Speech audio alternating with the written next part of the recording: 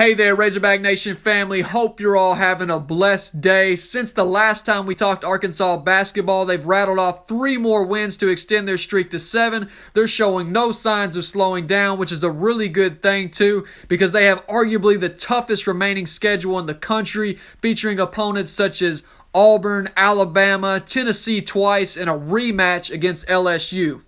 Over this win streak, this Razorbacks team has continued to show more and more chemistry and togetherness, as well as improved intensity and toughness. And individually, we continue to see the evolution of guys on this roster, such as the Stanley Amude and Audis Tony and a Trey Wade, as well as most recently, Chris Likes. Now, in the last video, Chris Likes was a specific guy that I mentioned I believed would get things turned around sooner rather than later and would be a player that Arkansas could at least rely upon to be a valuable spark off the bench. And Wednesday against Georgia, he was exactly that. He's a guy that certainly always had the talent and capability. Things just hadn't clicked for him yet this season, but against the Bulldogs, he displayed exactly what made Coach Musselman fall in love with him while evaluating him in the transfer portal. He displayed the feistiness on defense, the ability to be a great distributor from the point guard position. He displayed those ankle breaker type handles, as well as his ability to be a threat from behind the arc. Obviously, it was only one game, mind you, but it was a great sign, as I believe his play holds the potential to help elevate this Razorbacks team to the next level. And another key we talked about last time in order for Arkansas to take that next step was the 3-ball, and for players in particular like a Stanley Amude to be more consistent from that area of the floor, and in recent games, he has.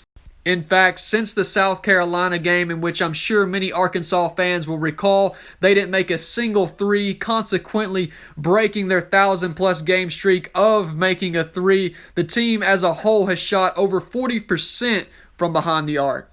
So as well as this group has played really without the 3-ball, if they can rely upon that added dimension of their offense going forward, it's only going to make them a more dangerous team overall. And they're going to need to be a more dangerous and well-rounded team moving forward, because as I mentioned at the beginning of this video, the back end of their schedule is a very tough road to hoe. In fact, I think 7 of their last 9 games are against what are considered quad 1 opponents, which essentially translates to a lot of tough outs, but a lot of great opportunities to pad their NCAA tournament resume. Starting Saturday with a revenge game against Mississippi State, Coach Eric Musselman is 7-1 in those types of games at Arkansas, and somewhat ironically, his only loss in such games came against the Bulldogs in his first season. Quite a lot has changed since their first meeting earlier in conference play this season, the least of which isn't the fact they'll actually have the SEC's leading scorer in J.D. Note available, as well as Kamani Johnson. If I'm being honest, I don't attribute Arkansas's loss in the first game to those players' absences. The Razorbacks just simply weren't playing very well as a team at the time, but regardless, I expect we'll see an exciting game between these two teams, as well as a different outcome. Then looking ahead further, just one more game on Tuesday, we'll get to really see what type of progress the Hogs have been able to make as they get the #1 team in the country inside Bud Walton Arena.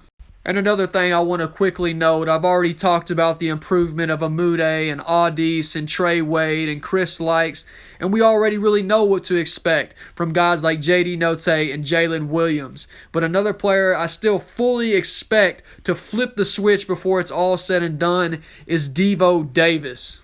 We've already seen glimpses of what he's capable of in the back end of last season, and as the old saying goes, you can't keep a good dog down for long. So when I stop and consider all the improvement that this team is showing and the potential that still exists for them to continue to improve, as a Razorback fan, you just can't help but to be excited right now.